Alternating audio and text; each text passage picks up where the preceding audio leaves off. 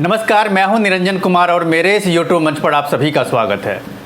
तो देश को द्रौपदी मुर्मू के रूप में एक नई राष्ट्रपति मिल गई है और द्रौपदी मुर्मू आने वाले 25 जुलाई को राष्ट्रपति के रूप में वो अपना शपथ ग्रहण लेगी।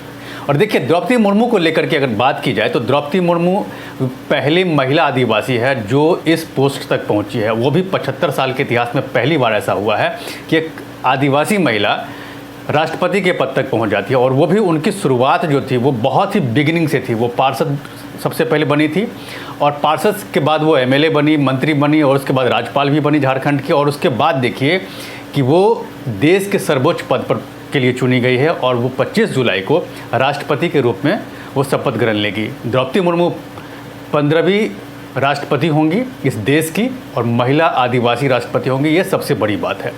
यहाँ पर जो एक बात है वो बहुत ही चौंकाने वाली है।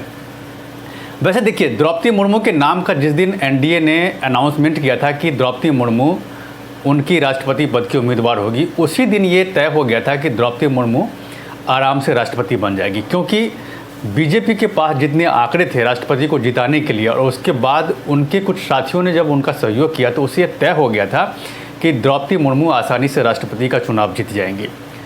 और देखिए, जो विपक्ष लगातार ये कह रहा था कि 2024 से पहले वो हवा बना रहा था कि जितने भी विपक्षी दल है वो सब एकजुट हो रहे हैं और 2024 में नरेंद्र मोदी के खिलाफ वो चुनाव लड़ेंगे और उनके अगेंस्ट में चुनाव लड़ेंगे। और इसमें कोई दो राय नहीं है कि 2024 में नरेंद्र मोदी की करारी हार हो गई। और इसको लेकर के वो विपक्ष एकजुटता की बात को लेकर के बहुत ही हवाई बातें कर रहे थे। लेकिन देखिए, जैसे ही द्रौपदी मुर्मू के नाम का अनाउंसमेंट हुआ वैसे ही विपक्ष जो थे उनकी हवा निकल गई। लेकिन इस पर जो चर्चा करूंगा उससे पहले मैं आपको ये बता दे रहा हूं कि जब नरेंद्र मोदी ने, बीजेपी ने जब द्रौपदी मुर्मू के नाम का अनाउंसमेंट किया कि एनडीए की तरफ से द्रौपदी मुर्मू राष्ट्रपति पद के लिए उम्मीदवार होंगी, उसी के साथ देख लीजिए कि जो गैर एनडीए दल थे, अब गैर एनडीए दल कौन है? बीजेडी है। उड़ीसा में नवीन पटनायक मुख्यमंत्री हैं, उसके मुखिया हैं बीजेडी के। उन्होंने द्रौपदी मुर्मू के समर्थन की ऐलान कर दिया। इसके बाद वाईएसआरसीपी के मुखिया है जगन मोहन रेड्डी आंध्र प्रदेश में। आंध्र प्रदेश के मुखिया ने भी, जगन मोहन रेड्डी ने भी कहा कि जी मैं द्रौपदी मुर्मू के नाम का समर्थन करता हूं। उसके बाद जेडीएस, जो कर्नाटक की सबसे बड़ी पार्टी है देवगौड़ा की, उसने भी द्रौपदी मुर्मू का समर्थन करने का ऐलान कर दिया। इसके बाद क्या हुआ? जेएमएम झारखंड में शिबू सोरेन की सबसे बड़ी पार्टी है, उन्होंने भी, अभी सत्ता में है वो, उन्होंने भी द्रौपदी मुर्मू के समर्थन का नाम का ऐलान कर दिया। और देखिए, जब इतने गैर एनडीए दल जो थे उन्होंने द्रौपदी मुर्मू के समर्थन का ऐलान कर दिया, तभी ये तय हो गया था कि ये चुनाव तो द्रौपदी मुर्मू का जीतना एकदम तय ही है, इसमें कोई दो राय नहीं है, सिर्फ औपचारिकता भर रह गई है कि चुनाव होना है। लेकिन यहाँ पर एक सवाल सबसे बड़ा जो है, जो सबके मन में, सबके जेहन में जो उठ रहा है, वो ये है कि जिस विपक्षी दल की एकता की बात हो रही थी कि 2024 से पहले तमाम विपक्षी दल एकजुट होकर के नरेंद्र मोदी के खिलाफ लोकसभा का चुनाव लड़ेंगे, वही विपक्षी दल बिखरता हुआ नजर आया। और बिखरता हुआ नज़र क्यों आया वो देख लीजिए। सबसे पहले तो जब विपक्ष ने यूपीए के जितने भी अलायंस हैं उन सभी ने मिलकर के राष्ट्रपति के नाम की जो चर्चा की, तो उसमें कई नाम आए थे जिनको लेकर के चर्चा की गई कि इनको राष्ट्रपति बनाया जाएगा, जिसमें एनसीपी के मुखिया शरद पवार भी थे, फारूक अब्दुल्ला थे, एनसीपी के चीफ रहे हैं वो। इसके बाद आपको मैं बता दूं कि जो एक दो नाम और भी थे। उसके बाद अंत में ममता बनर्जी की तरफ से जसवंत सिन्हा के नाम का ऐलान किया गया, जिस पर सहमति बन गई कि जसवंत सिन्हा ही विपक्षी पद के उम्मीदवार होंगे राष्ट्रपति पद के लिए। लेकिन जैसे ही जसवंत सिन्हा के नाम का अनाउंसमेंट हुआ, उसके जस्ट बाद बीजेपी ने अपने जो राष्ट्रपति के उम्मीदवार का नाम था उन्होंने अनाउंसमेंट कर दिया द्रौपदी मुर्मू के नाम का कि एनडीए की तरफ से द्रौपदी मुर्मू राष्ट्रपति पद की उम्मीदवार होंगी। और जैसे ही द्रौपदी मुर्मू के नाम का अनाउंसमेंट हुआ, वैसे ही विपक्ष की जो एकजुटता थी वो कहीं ना कहीं बिखरती नजर आई। और सबसे पहले ममता बनर्जी की जो टीएमसी है, ममता बनर्जी खुद ही बिखर गई। ममता बनर्जी ने खुद ही कह दिया कि अगर सत्ता पक्ष अगर हमसे चर्चा करके अगर इस नाम का अनाउंसमेंट करती तो शायद हम समर्थन कर देते। इसका मतलब ये साफ हो गया कि कहीं ना कहीं ममता बनर्जी को डर है कि एनडीए जो है, बीजेपी जो है, वो हमारे जो एजेंडे हैं उस एजेंडे को तोड़ने में कामयाब हो गई। क्योंकि द्रौपदी मुर्मू का कोई काट किसी के पास नहीं है। वो आदिवासी महिला है, वो झारखंड की राज्यपाल रह चुकी हैं, वो कई बार उड़ीसा में मंत्री भी रह चुकी हैं, और सबसे बड़ी बात है कि एक छोटे से जगह से उठ करके यहाँ तक पहुँची हैं और उसको बीजेपी ने अपना राष्ट्रपति पद का उम्मीदवार बनाया है। और दूसरी बात देख लीजिए कि उनके लिए दिक्कत क्या हुई, क्योंकि पश्चिम बंगाल में भी बहुत सारे इलाके ऐसे हैं जो संथाल जाति का जो वोट बैंक है, जो समुदाय के जो लोग रहते हैं, वो प्रभावित करते हैं कहीं ना कहीं, और ममता बनर्जी इस वोट बैंक को खोना नहीं चाहती है। और यही वो इलाका है जहां से बीजेपी को अच्छी खासी सीटें भी मिली थी अभी हाल के जो विधानसभा के चुनाव हुए थे उसमें, और लोकसभा के जो चुनाव हुए थे उसमें भी यहाँ से उनको काफ़ी सीटें मिली थी। तो ये सारी चीज़ें कहीं ना कहीं ममता बनर्जी को लगा कि जो यहाँ पर नुकसान हो जाएगा। दूसरी चीज़ क्या थी, झारखंड मुक्ति मोर्चा को लेकर के जो जेएमएम की जो सरकार अभी झारखंड में चल रही है उनको भी था, क्योंकि द्रौपदी मुर्मू आदिवासी महिला थी और वहाँ पर आदिवासी के अगेंस्ट में वो जा नहीं सकते थे हेमंत सोरेन, और मजबूरी में उनको जो एनडीए का जो उम्मीदवार है उनको समर्थन करना पड़ा। दूसरी तरफ उड़ीसा के मुख्यमंत्री ऑलरेडी पहले से ही कर चुके थे कि जो वो द्रौपदी मुर्मू का समर्थन करेंगे, और वाईएसआरसीपी जो आंध्र प्रदेश में सत्ता में है जगन मोहन रेड्डी, वो भी कह चुके थे कि उनको समर्थन करेंगे द्रौपदी मुर्मू को। तो कहीं ना कहीं देखिए कि विपक्ष की जो एकता थी वो कहीं ना कहीं एकजुट नहीं रह पाई, और बाद में देखिए बाद के समय में बीएसपी ने भी ममता बनर्जी का समर्थन करने का ऐलान कर दिया।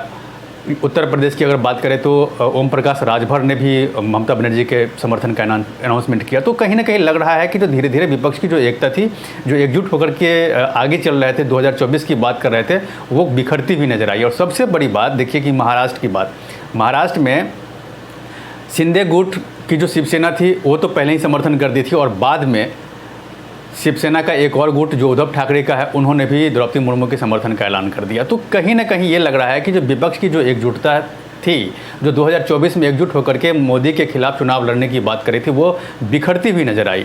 और यही हाल आने वाले जो उपराष्ट्रपति का जो चुनाव होने वाला है उनके लिए जो 6 अगस्त को वोटिंग होने वाली है, वहाँ पर भी इसका असर दिखाई देगा।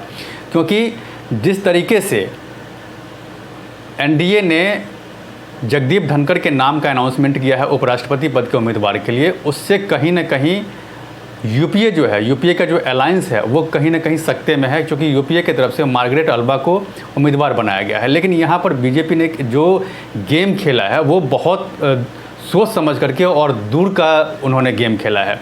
यहाँ पर जो जगदीप धनखड़ को जो उम्मीदवार बनाया गया है, जगदीप धनखड़ बेसिकली राजस्थान के रहने वाले हैं, और राजस्थान में जाट समुदाय को वो ताल्लुक़ रखते हैं, और वहीं जाट समुदाय जो अभी किसान आंदोलन में भी केंद्र सरकार से नाराज़ थी। तो राजस्थान में अगले साल विधानसभा का चुनाव होने वाला है, और जाट समुदाय का जो वोट बैंक है उस पर कहीं ना कहीं बीजेपी की नज़र है। दूसरी तरफ 2024 में हरियाणा में भी विधानसभा के चुनाव होने हैं, और 24 में लोकसभा के भी चुनाव होने हैं। तो यहाँ पर के भी वोट बैंक, हरियाणा के भी वोट बैंक पर बीजेपी की नज़र है। और उसके बाद देख लीजिए वेस्टर्न यूपी भी किसान आंदोलन में काफ़ी एग्रेसिव था, तो वेस्टर्न यूपी में भी जाट वोट बैंक बहुत ज़्यादा है जिस पर बीजेपी की नज़र थी। और यहाँ पर जगदीप धनखड़ को लेकर के बीजेपी कहीं ना कहीं बहुत बड़ा खेल खेली है, जिसको काटना, इस चाल को काटना यूपीए के लिए बहुत मुश्किल होगा। और यहाँ पर एक बात जो है सबसे बड़ी बात वो और मैं बताना चाह रहा हूँ कि टीएमसी की जो मुखिया है ममता बनर्जी, उन्होंने बाकायदा अनाउंसमेंट किया है कि आने वाले उपराष्ट्रपति के चुनाव में वो हिस्सा नहीं लेगी, यानी कि उनके जितने भी विधायक हैं, जितने भी सांसद हैं, वो न तो एनडीए के उम्मीदवार को वोट करेगी और न ही वो यूपीए के जो उम्मीदवार मार्गरेट अल्वा हैं उनको समर्थन करेगी। ये बात उन्होंने बाकायदा कर दिया। जबकि जब मार्गरेट अल्वा के नाम का अनाउंसमेंट शरद पवार ने किया था, तब उन्होंने खुद कहा था कि 17 विपक्षी दल एकजुट हो करके और सबसे सहमति बना करके मार्गरेट अल्वा के नाम का अनाउंसमेंट किया गया है उपराष्ट्रपति पद के उम्मीदवार के लिए। और तब शरद पवार ने यह कहा था कि ममता बनर्जी से बात करने की कोशिश की गई, लेकिन वो किसी मीटिंग में थी, बात नहीं हो पाई, लेकिन वो भी हम लोगों के साथ है। और अरविंद केजरीवाल को लेकर के भी उन्होंने यही कहा था कि उनसे भी बातचीत नहीं हुई, लेकिन उनका वोट भी हम लोगों के साथ ही है, ये बात उन्होंने कही थी। लेकिन जिस तरीके के साथ ममता बनर्जी ने कहा कि जो उनको उनको बिना बताए हुए नाम का अनाउंसमेंट किया गया है, इसीलिए वो इस चुनाव से दूरी बना करके रखेगी। तो ये कहीं ना कहीं साफ साफ दिख रहा है कि आने वाले समय में जो 2024 के चुनाव को लेकर के जो विपक्ष कह रहे हैं कि वो एकजुट हो रही है, वो एकजुटता जो है कहीं ना कहीं बिखर रही है। क्योंकि राष्ट्रपति चुनाव में गैर एनडीए दल ने जो समर्थन किया द्रौपदी मुर्मू के समर्थन में, वो तो अलग है, लेकिन जो गैर विपक्षी दल थे, विपक्षी दल के भी 17 सांसदों ने क्रॉस वोटिंग की थी द्रौपदी मुर्मू के समर्थन में। और दूसरी बात कि 126 विधायकों ने भी द्रौपदी मुर्मू के समर्थन में क्रॉस वोटिंग की थी। तो इससे अंदाज़ा लग सकता है कि आने वाले समय में जो अलग अलग राज्यों में विधानसभा के चुनाव होंगे, चाहे वो गुजरात में होने वाले हैं या फिर हिमाचल प्रदेश में या फिर दूसरे स्टेट में होने वाले हैं, वहाँ के सांसदों ने भी द्रौपदी मुर्मू के समर्थन में वोट किया था। तो कहीं ना कहीं विपक्ष की जो एकता है वो बिखरती हुई नज़र आ रही है और इसका असर आने वाले समय में अलग अलग राज्यों की विधानसभा के चुनाव पर भी पड़ेगा और लोकसभा के चुनाव पर भी पड़ेगा। तो अब देखना ये है कि जो विपक्ष अपने आप को विपक्षी एकता की बात करती है, एकजुट होने की बात करती है और 2024 में मोदी के खिलाफ चुनाव लड़ने की बात करती है, वो विपक्ष 2024 तक क्या इतनी मजबूत हो पाएगी कि नरेंद्र मोदी को टक्कर दे सके। इन सभी चीज़ों पे मेरी नज़र बनी हुई है। आप मेरे साथ बने रहिए और अब तक अगर आपने मेरे इस YouTube चैनल को सब्सक्राइब नहीं किया है तो सबसे पहले इसे सब्सक्राइब कीजिए, लाइक शेयर और कमेंट ज़रूर कीजिए। इसमें एक कमेंट बॉक्स है जहां जाकर के आप इस मुद्दे से रिलेटेड आप अपने सवाल कर सकते हैं, जिसका जवाब मैं आपको दूंगा। तब तक के लिए धन्यवाद।